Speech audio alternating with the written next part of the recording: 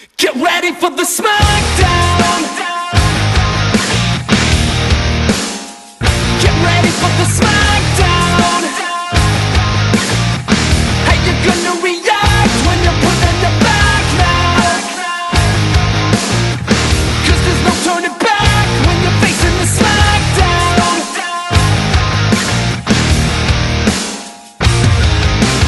Hey posers, welcome to the first ever edition of Grumpy Cheeto's Smackdown in a Shot Glass.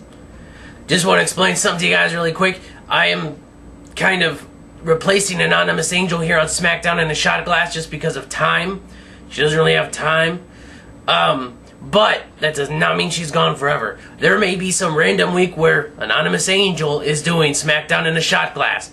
So, or we might do it together. We might do a collaboration. You never know. Here at The Revolution, we like to spice things up every now and then.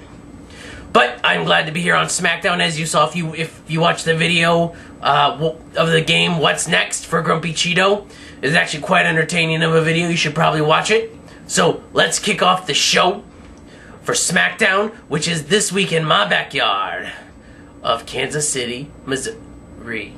Wait, that's where ECW was this past Tuesday. It's almost like they taped Smackdown while they're there. I don't know. It's better than Raw. Alright, so we kick off the show with an in-ring promo with Chris Jericho, and he says that he beat The Undertaker last week. And, you know, that it's a feat in itself, and he's the best, and blah, blah, blah, blah, blah, blah, blah. Then Edge comes out and says, yeah, you beat The Undertaker last week, but thanks to me. Because The Undertaker kicked me in the face, so I speared him, and you capitalized. So what? Edge, you've been guilty of worse. So, I don't know. Then somebody like plays with the fuse box in the back, the lights flicker, and then out of nowhere Edge does a kind of crappy spear on Jericho, and Jericho sells it crappy too. It's just kind of like, So let's move on to the first match of the night. First match of the night is Kane versus Mr. Perfection himself, Dolph Ziggler. This was a pretty good match. I mean, you know, these two guys have gone at it before. They're pretty familiar with each other's ring work, and, you know, they just kind of worked it. Then in the middle of the match, Drew McIntyre came out with some crappy new music. I know he debuted it last week, but it's just like, it's just like Randy Orton's music. They're trying to play Drew McIntyre off as like the Randy Orton on SmackDown. I liked his old music better. So anyway, Dolph tried to put Kane in the sleeper hold again, trying to, you know, pick up a victory or via count out or tap out or sleep or whatever. And that didn't happen. And then Kane choke slammed him, got the 1, 2, 3. This is a pretty good match. Drew McIntyre comes in after the match and tries to do his double underhook finisher on Kane. Kane reverses it, and Drew McIntyre sells it pretty well, actually. Going to introduce a rating system here to you. I don't know if any of you have heard this. I tried to do it once before, but I don't even think the footage made it on YouTube. It was with the AD. But I am going to rank all my matches in Power Ranger rankings. So this match, Dolph Ziggler versus Kane, I'm giving 3 out of 5 Red Rangers. Next, we have a commercial with, apparently Big Zeke is coming to SmackDown. Alright.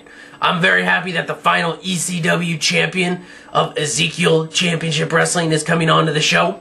So I can't wait to see him debut in the next couple weeks. But speaking of ECW talent debuting on SmackDown, the next match is Cryme Tyme versus Croft and Barretta. Cue music. The ambiguously gay duo. That's right, the ambiguously gay duo are here on SmackDown. Or at least I think maybe they're free agents and they're just on SmackDown this week. I don't know. But they pretty much fit in SmackDown because they're a light heavyweight tag team. It makes sense to have them on SmackDown. This was actually a really good match. Good tag team match. Good work. But tonight was like full of freaking tag team matches. I couldn't believe it. But one of the notes I have is Matt Striker called Croft and Barretta the Dude Busters. Cue music. The ambiguously gay duo. So the ambiguously gay duo beat on JTG for like 5 minutes until like JTG finally gets, and there's actually some good tag work between Croft and Barretta. JTG finally gets Shad in the ring. Shad finishes the match off, and Shad hits a pretty good STO for the 1, 2, 3. This match I give 4 out of 5 Black Rangers. I want to say this was the match of the night, honestly. This was actually a really good matchup. Got decent time, decent ring work. The only thing is that Shad didn't get too much time in the ring, but what are you going to do? It's an undercard match. Next, we go to a backstage promo with John Morrison and Michael Cole Jr., Josh Matthews in the back. And really the only note on this is, you know, he asked him about his ankle, and then he says, my whole career has been culminating to this Sunday. How many times do people have to say that my whole career has been culminating to the... Like, Shawn Michaels' career would have been over, like, 18 years ago. And it's like, it's not the end of their career. It's not culminating to that career, that day. It's a potential up standard of their career, but it's not like culmination. So anyway, we move to the next match, which is going to be match 3, CM Punk and Luke Gallows versus John Morrison and R-Truth. This match starts off with a standard CM Savior speech, and I want to know why John Morrison was following R-Truth outside the ring. Like John Morrison's this like newbie rookie trying to get some popularity off of R-Truth. Morrison is a much higher star than R-Truth is right now, and I don't know, it just didn't make much sense to me. It was an okay match. I give it 2 out of 5 Yellow Rangers,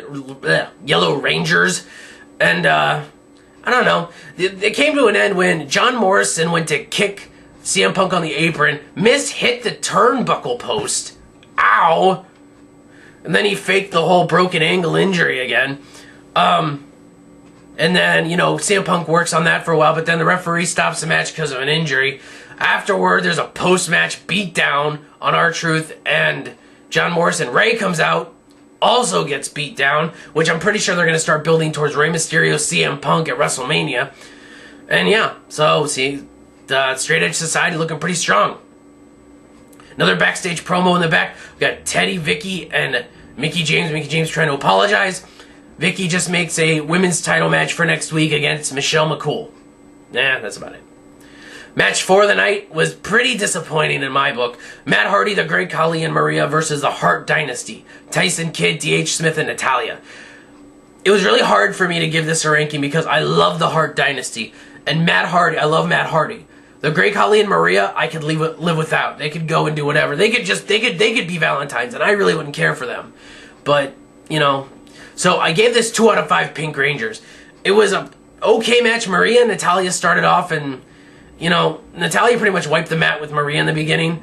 Then I want to say Natalya tagged in Tyson Kidd, and then Matt Hardy came in, got beat down for like the most of the match, which it was a short match, might I add. Then Matt, in a weird exchange, like Maria clearly tagged herself in, but then she was confused as to why she was tagged in. And Natalya came over, pulled her over the top rope, beat the mess out of her, and then hit her with a discus clothesline for the 3 count.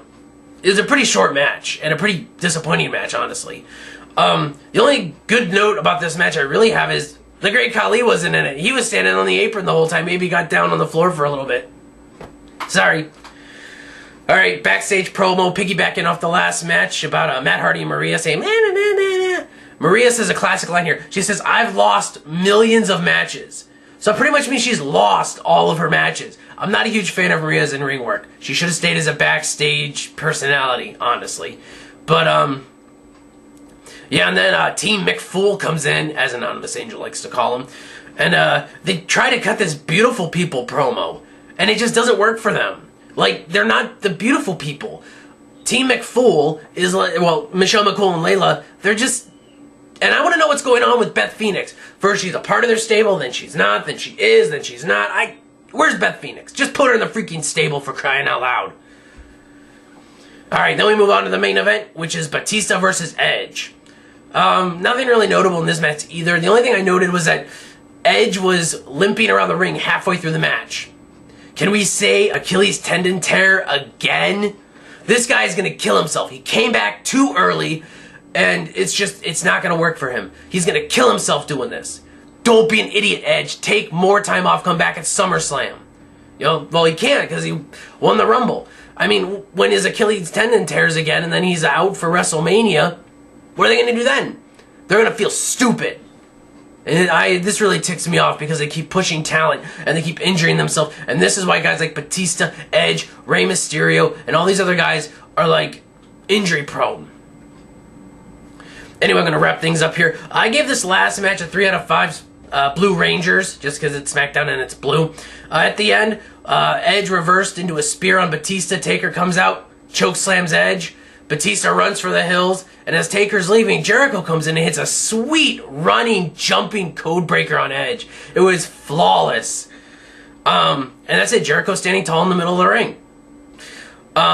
Overall, I give this show a 2 out of 5 Green Rangers. It wasn't very great. There were some good points, but not enough good points to offset the bad points. So, anyway, I'm Grumpy Cheeto, and this is it for my first Smackdown in the Shot Glass.